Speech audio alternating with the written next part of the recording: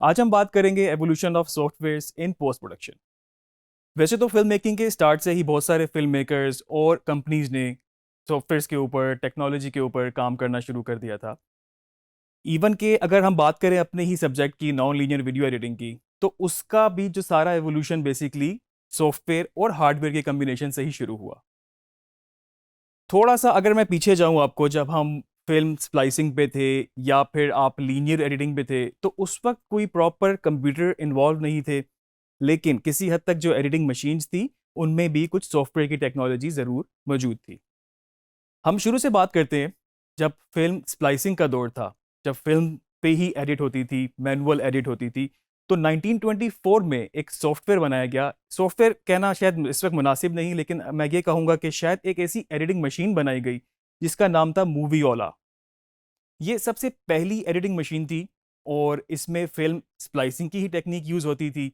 और जो फिल्म के ऊपर आपके पास जितनी भी विजुअल्स होते थे, उनको प्रीव्यू करने के लिए आपके पास बेहतर मशीन ऐसी आ गई थी कि आप उनको प्रीव्यू कर सकते थे और उनको काटने के साथ साथ ही स्प्लाइस कर सकते थे, आप उनको जोड़ सकते थे।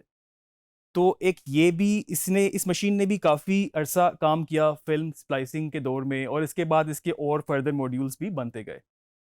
उसके बाद अगर हम बात करें लीनियर एडिटिंग के दौर की, तो लीनियर एडिटिंग का दौर टेप वाला दौर था। हार्डवेयर पे बहुत ज़्यादा काम उस वक्त डिपेंडेंट था। टेप्स इन्वॉल्व थी, मशीनरी इन्वॉल्व थी, बड़ी बड़ी पैचिंग इन्वॉल्व थी। तो उस दौर की अगर मैं बात करूं, तो 1971 में जो एक सबसे पहला एक एडिटिंग सिस्टम बनाया गया, उसका नाम था CMX 600। और इस मशीन में भी बेसिकली आपके पास क्या होता था, आपके पास दो मॉनिटर्स होते थे, और उन दो मॉनिटर्स में आप, एक प्रीव्यू मॉनिटर था और दूसरा आपके पास फाइनल एडिट वाला मॉनिटर था। और इनको एडिट करने के लिए आपके पास एक लाइट पेन की डिवाइस थी, और उसके थ्रू आप बेसिकली इसमें कट ऐड कर सकते थे और नेक्स्ट कट को साथ में जोड़ सकते थे। ये टोटल 6 सिस्टम्स ही बनाए गए, और ये बहुत एक्सपेंसिव एक सिस्टम था, जो कि हर एक कंपनी के लिए, प्राइवेट कंपनीज के लिए उसको परचेज करना मतलब बहुत ज़्यादा पॉसिबल नहीं था। ये बहुत ही महंगा सिस्टम था उस दौर के हिसाब से। तो ये टोटल 6 मशीन ही बनाई गई, और जिसको कुछ ब्रॉडकास्टर्स ने भी यूज़ किया और फिल्म मेकिंग इंडस्ट्री ने भी इसको यूज़ किया। 1980s में एक और सॉफ्टवेयर बना जिसका नाम था एडिट ड्रॉइड। एडिट ड्रॉइड भी बेसिकली एक एडिटिंग मशीन थी, और वो भी कमर्शियली बहुत सक्सेसफुल नहीं हो सकी। उसके भी कोई 24 सिस्टम्स बनाए गए। 1985 में एडिट फ्लेक्स के नाम से एक मशीन बनाई गई, एडिटिंग सिस्टम, और जो कि काफ़ी बेहतर साबित हुई। उसमें आप ये कह सकते हैं कि उस वक्त ही 80% फिल्म मेकिंग जो थी बेसिकली उस मशीन के ऊपर कन्वर्ट हो चुकी थी। आपका पोस्ट प्रोडक्शन एडिट फ्लेक्स के ऊपर हो रहा था। तो अर्ली 90s में आप इसको कह सकते हैं कि पूरा एक रेवोल्यूशन था वीडियो एडिटिंग में और पोस्ट प्रोडक्शन में। 1991 में इसको फॉर्मली नॉन लीनियर एडिटिंग का नाम दिया गया, इस टर्म को। और इसमें बेसिकली आपके पास कुछ सिस्टम इन्वॉल्व हो गया।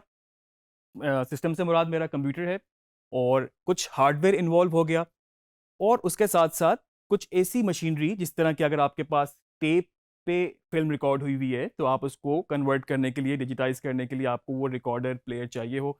फिर आपको एक ऐसा हार्डवेयर चाहिए हो जिससे आप उसको पैच करके अपने सिस्टम के अंदर उसको डिजिटाइज कर सकते हो। EMC2 के नाम से एक सबसे पहला non linear video editing system बनाया गया 1989 में। इसको बनाने वाली कंपनी थी एडिटिंग मशीन कॉरपोरेशन। और इसके बाद मजीद सिस्टम बनते चले गए। एविड, जो कि अभी भी बहुत बड़ा नाम है, उसने अपना सबसे पहला सिस्टम एविड 1 के नाम से बनाया। और एविड अभी भी खासतौर पे पोस्ट प्रोडक्शन के सोल्यूशन और ब्रॉडकास्ट के सोल्यूशन देने में अभी भी बहुत आगे है। एविड ने कुछ लिनक्स बेस्ड और साथ में मैकिनटॉश को भी यूज़ करते हुए अपने सॉफ्टवेयर डेवलप करना शुरू किए। उसके बाद बहुत सारी और प्राइवेट कंपनियां भी मैदान में आई, सॉफ्टवेयर बनाने लगी, कुछ कंप्यूटर पूरे सोल्यूशन बनाने लगे, मैक के बनने लगे, पीसी के बनने लगे।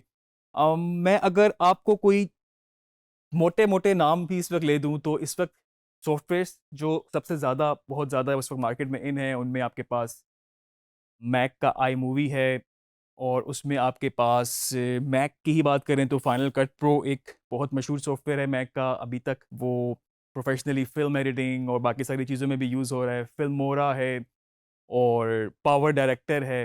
ईडियस है। आपके पास सॉफ्टवेयर कोई भी हो, जो एडिटिंग वीडियो एडिटिंग की जो ग्रामर है, जो फ़िल्म मेकिंग की ग्रामर है, वो चेंज नहीं होगी। एडिटिंग सॉफ्टवेयर एक टूल ज़रूर हो सकता है आपके पास, लेकिन जो आपकी कन्वेंशंस हैं, वो आपकी सेम रहेंगी। हर सॉफ्टवेयर कट लगाता है, हर सॉफ्टवेयर इफ़ेक्ट लगाता है, हर सॉफ्टवेयर में आप ऑडियो को ट्रीट कर सकते हैं, आप उनकी मिक्स मास्टरिंग कर सकते हैं।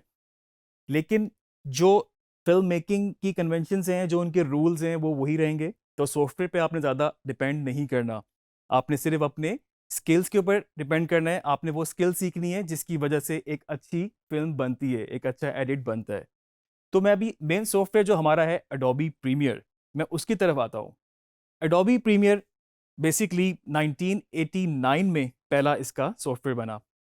2002 के बाद एडोबी प्रीमियर प्रो वर्जन आया और उसके बाद उसके मुख्तलिफ वर्जन आते गए। एडोबी प्रीमियर प्रो इस वक्त पीसी में भी अवेलेबल है और मैक में भी अवेलेबल है। और जब से इसके लॉन्च के बाद बहुत सारे फिल्म मेकर्स ने इस पे काम करना शुरू किया और उसके बाद मेजरली मैं अगर इसमें नाम लूँ, CNN, BBC सब इसको शुरू से यूज़ कर रहे थे और बहुत सारी फीचर फिल्म भी इसके ऊपर एडिट हो चुकी हैं। इसका मेन फीचर आगे जाके हम सॉफ्टवेयर में और भी इसको डिटेल में डिस्कस करेंगे क्योंकि हमारा मेन सॉफ्टवेयर आगे थ्रू आउट वीडियो एडिटिंग में यही रहेगा।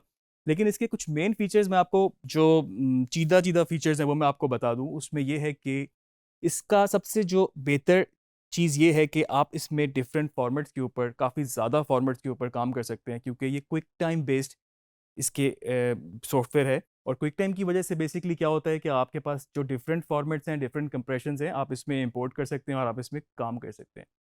ये नॉर्मल कम रेज़ोल्यूशन से लेके बड़ी से बड़ी रेज़ोल्यूशन अगर मैं बात करूँ तो इस वक़्त 10K तक इसको रियल टाइम सपोर्ट करता है। डिपेंडिंग कि आपका सिस्टम कितना अच्छा है, आपके पास ग्राफिक्स कार्ड कितना अच्छा है और आपके पास रैम कितनी है, ओवरऑल जो हार्डवेयर एक रिक्वायरमेंट होती है वो कितना बेहतर आपके पास है। फ़िल्म में, ब्रॉडकास्ट में, डिजिटल मीडियम्स में आजकल जितने भी आप सोशल मीडिया प्लेटफ़ॉर्म्स देख रहे हैं, तो उसमें ये इस वक़्त मेजर सॉफ्टवेयर के तौर पे यूज़ हो रहा है। और सेकंडली सबसे बड़ी बात, जो आपकी फ्रीलांस मार्केट है, उसका भी ये एक बहुत इम्पोर्टेंट सॉफ्टवेयर है। अपवर्क हो गया, फाइवर हो गया, क्योंकि अगर आप मैक बेस्ड की बात करें तो मैक सिस्टम बहुत ज़्यादा कॉमन नहीं होते, लेकिन एडोबी प्रीमियर बहुत ईज़िली आपको अवेलेबल भी है, आप इसको डाउनलोड कर सकते हैं, आप इसको परचेज़ कर सकते हैं। जब आप खुद से अपनी वीडियोज़ को क्रिएट करेंगे, जो चीज़ आप फ़िल्म करेंगे, उसमें इफ़ेक्ट्स डालेंगे, उसमें म्यूज़िक डालेंगे और जितना ग्लैमराइज़ आप उसको पोस्ट प्रोडक्शन के थ्रू कर सकते हैं, जब आप करना सीख जाएँगे, तो आप इसको बहुत एन्जॉय करेंगे। तो मेरा ख्याल से नेक्स्ट मॉड्यूल में हम इसको इसका इंस्टॉलेशन की तरफ जाते हैं और कुछ टेक्निकल रिक्वायरमेंट्स क्या होती हैं सिस्टम की, उस पे भी हम नेक्स्ट मॉड्यूल में बात करेंगे।